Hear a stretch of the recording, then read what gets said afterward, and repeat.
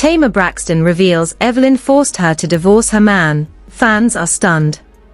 Nobody expected the truth to come out like this. One quiet interview. One trembling pause. And then a sentence so explosive it sent shockwaves through the entire celebrity world. When Tamar Braxton finally spoke, fans didn't just gasp, they froze.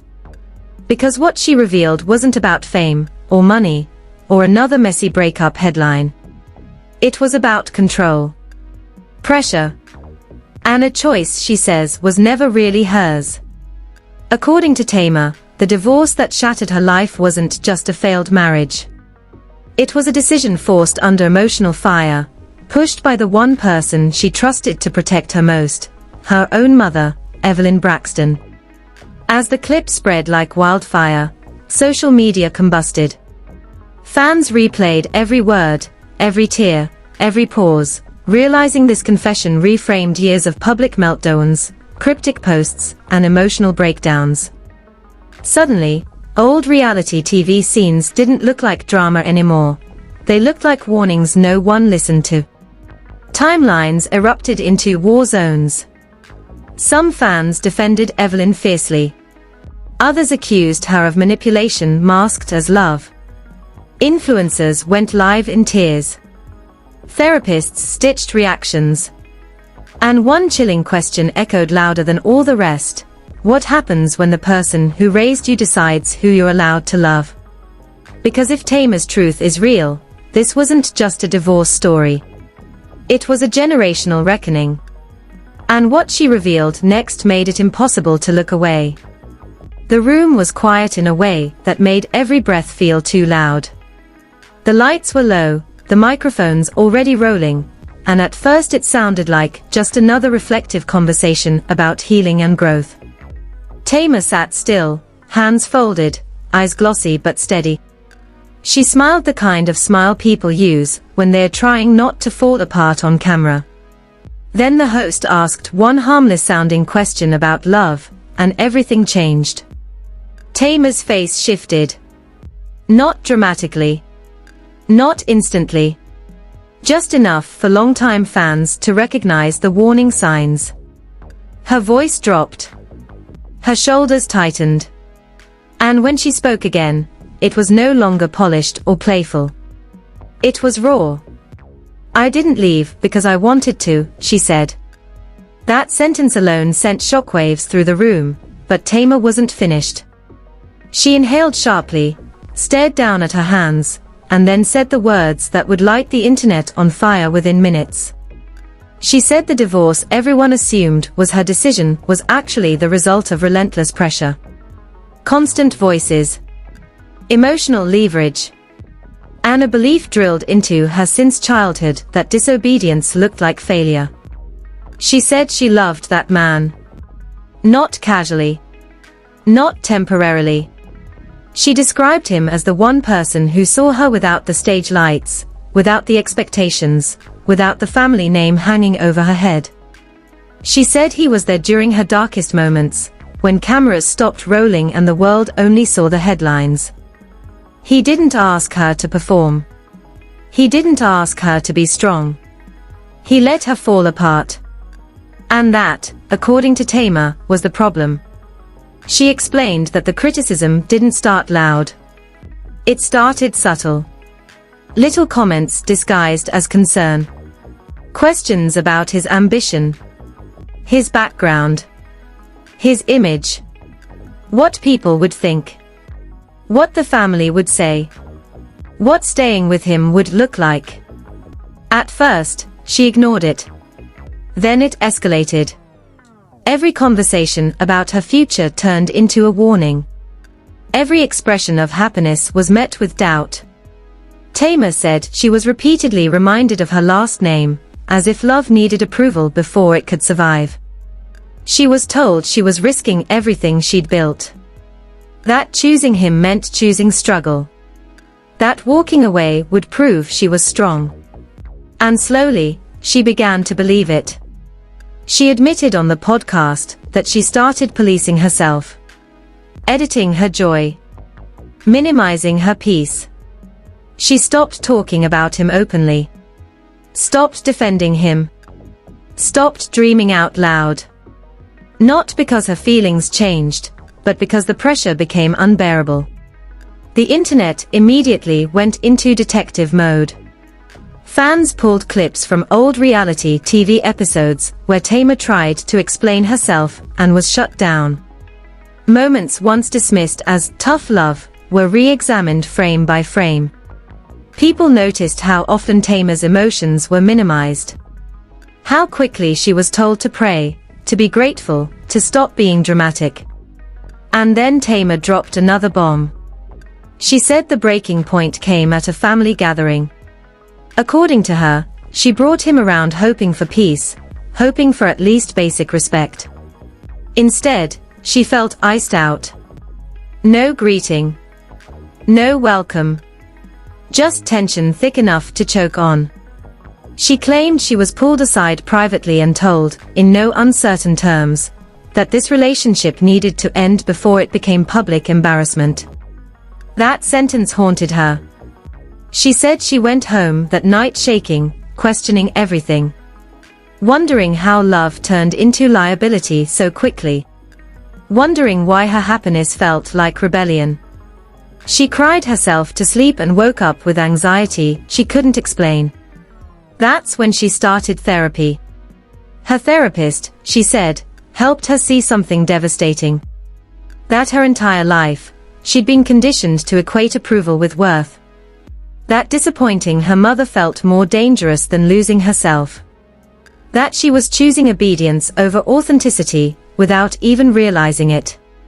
When Tamar said this, the chat exploded. Viewers flooded the comments with their own stories. Women admitting they left relationships not because they wanted to, but because their families disapproved. People saying they felt seen for the first time. Others saying they wished Tamar had said this years ago, before the damage was done. But Tamar wasn't finished unraveling the truth. She admitted that once she internalized the pressure, she became the one to end it. She pushed him away. Created distance. Picked fights. Said things she didn't mean. Not because he deserved it, but because she didn't know how to choose him without losing everyone else. She said he was confused. Hurt. Begging for answers she couldn't give. Texting her late at night asking what changed. And she would sit on the bathroom floor, phone in her hand, crying silently, knowing the answer had nothing to do with him. He didn't fail me, she said quietly. I failed myself. That line hit like a gut punch. Clips from the interview went viral instantly. Influencers paused the video just to cry. Therapists stitched reactions explaining emotional enmeshment and generational control. Fans started connecting dots between Tamar's breakdowns over the years and what she was revealing now. And then came the detail that truly stunned everyone. Tamar revealed that after the breakup, she didn't receive comfort. She received validation for leaving. She said she was told she was back where she belonged. That the decision was celebrated like a victory. And that was when she realized something was deeply wrong. Because she wasn't okay. She was empty. She stopped writing music. Pulled out of interviews. Struggled to sleep. The spark people loved about her dulled, and the world labeled it attitude, without understanding the grief underneath. Fans revisited old clips where Tamar broke down crying, and was met with cold reassurance instead of empathy. Lines that once sounded firm now felt cruel. Detached. Like emotions were something to be managed, not felt. By the end of the interview, Tamar's voice was barely above a whisper. She said she wasn't sharing this to attack anyone. She was sharing it because she finally understood the cost of silence. The cost of choosing image over intimacy. The cost of letting someone else decide what kind of love she deserved. But just when viewers thought the worst had already been said, Tamar leaned closer to the mic and revealed one last detail that changed the entire story. The reaction was immediate and merciless. Within minutes of that interview clip circulating, the narrative split straight down the middle. One side rallied behind Tamar Braxton, calling her brave for finally telling the truth she'd swallowed for years. The other side turned its attention to one person with laser focus, Evelyn Braxton. And the silence coming from her camp only made the fire spread faster. Then the insider accounts woke up. Anonymous posts began popping up on blogs and burner pages claiming this wasn't a one-time push, it was a pattern. According to one alleged family insider, Tamar's relationship had been under scrutiny from the very beginning. They claimed there were phone calls late at night, long lectures disguised as prayer sessions, and repeated warnings about optics and respectability. Nothing explosive on its own. But together. A slow, relentless erosion. Screenshots followed. Unverified, blurred, but chilling. Messages allegedly sent during the final weeks of the marriage showed Tamar spiraling, asking for reassurance, questioning herself, apologizing for being too emotional. One message, allegedly from a family member, read, "You know what's expected of you. Don't make this harder than it has to be." Fans lost it. People began re-watching old episodes of the family's reality show with new eyes. Moments where Tamar was dismissed. Scenes where she cried and was told she was overreacting. Lines once laughed off suddenly sounded like ultimatums. TikTok creators slowed clips down, adding captions like, "This hits different now." Then came the leaked audio rumor. A short voice note started circulating, claimed to be from years ago, allegedly capturing Tamar venting to a friend. Her voice cracked as she said, "I can't make everybody happy and still keep him." The clip cut before context, but that didn't matter. It spread everywhere. Critics called it manipulative. Supporters called it heartbreaking. The pressure intensified when a second alleged insider claimed Evelyn had given Tamar an ultimatum: image or intimacy, legacy or love. The claim couldn't be verified, but it landed hard, because it echoed exactly what Tamar described in her interview. Meanwhile, celebrities started reacting. Not directly. Never directly. But cryptic posts began appearing. A well-known singer tweeted, "Parents can protect you and still hurt you." Another posted, "Family pressure is the quietest form of control." Likes and comments were screenshot within seconds. Fans treated them like confirmations. Then the internet did what it always does, it dug deeper. People resurfaced an old interview where Evelyn spoke about knowing what's best for her daughters. At the time, it sounded firm but loving. Now, paired with Tamar's confession, it felt ominous. Comment sections filled with the same question: was Tamar ever allowed to fail on her own terms? The most brutal moment came when fans discovered the wedding photos. The man Tamar said she was pushed to leave had married quietly, away from the spotlight. The pictures showed peace, smiles, a life that looked simple and grounded. Someone zoomed in on the caption under one photo, "Chose happiness." That broke people. Tamar hadn't commented on the photos publicly, but insiders claimed she saw them the moment they went up. One source alleged she cancelled meetings that day. Another said she cried for hours, not because she wanted him back, but because she realized the life she imagined would never be hers again. And then came the line that flipped everything. In a follow-up conversation, Tamar allegedly told someone close to her, "I did what I was told. And I still lost." That sentence spread like wildfire. Fans began asking uncomfortable questions. If Tamar was pressured out of a healthy relationship, what else had been controlled behind the scenes? Career decisions, public behavior, silence during moments she wanted to scream. As the backlash grew louder, reports claimed Evelyn was deeply hurt by the accusations and felt misunderstood. One unnamed source said she believed everything she did was out of love and protection. But the public wasn't hearing protection anymore. They had hearing power. And just as the internet reached a fever pitch, one final rumor surfaced that made everything feel even darker. According to a now-deleted post, Tamar had written a letter years ago, never sent, addressed to the man she left, apologizing for choosing obedience over honesty. The post claimed the letter ended with one devastating sentence: "I hope one day I'm brave enough to choose myself." And as that line echoed across timelines, everyone realized the story still wasn't done, because the next thing Tamar was about to reveal would force someone else to finally speak. The shift came quietly, but it landed like an earthquake. After days of non-stop chaos, something changed in the air.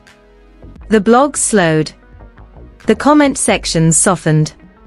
And for the first time since the revelation detonated, people stopped yelling long enough to actually listen.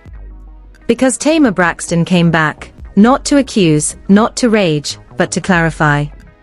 And somehow, that made everything heavier. She didn't walk back. She went deeper. In a follow-up moment that wasn't even supposed to be public, Tamar was caught on a hot mic after a live taping, her voice low, exhausted, and painfully honest. She said she didn't blame anyone for wanting the best for her. But she also said wanting the best and deciding the best were not the same thing. That line spread everywhere because it finally named the problem without shouting. According to people close to her, Tamar had spent years confusing love with compliance. She was praised when she followed expectations and corrected when she didn't. Over time, that rewired her instincts. She stopped asking what she wanted and started asking what would keep the peace. And that's when the truth landed for fans. This wasn't about a single divorce. It was about a lifetime of emotional conditioning. Old clips resurfaced again, this time not for outrage, but for context. Fans noticed how often Tamar was described as too much, too loud, too emotional, too sensitive, and how often the solution offered was silence, prayer, endurance, strength without softness. Then Evelyn Braxton finally broke her silence, indirectly. A resurfaced interview began circulating where Evelyn once said, "I raised my girls to survive, not to feel sorry for themselves." Years ago, it sounded empowering. Now, paired with Tamar's story, it sounded like something else entirely. Not cruelty, but rigidity. A belief system where love was secondary to survival, and softness was seen as danger. Insiders claimed Evelyn was devastated by the backlash, but not in the way people expected. Not angry. Not defensive. Confused. According to one source, she felt her sacrifices were being misinterpreted. That everything she did was meant to shield her children from pain, not cause it. But that explanation didn't stop the conversation. Because fans weren't attacking intention anymore. They were questioning impact. The internet shifted from dragging to dissecting. Therapists began weighing in, explaining how generational trauma passes through families disguised as protection. How parents who endured hardship sometimes teach their children to endure instead of heal. How control can masquerade as care when fear is involved. Tamar didn't dispute that. She acknowledged it. In a quiet moment captured at the end of another interview, she said something that stopped people cold. She said she didn't hate her mother. She said she understood her now more than ever. But understanding didn't mean surrendering anymore. "I'm allowed to choose me," she said. "Even if it disappoints some."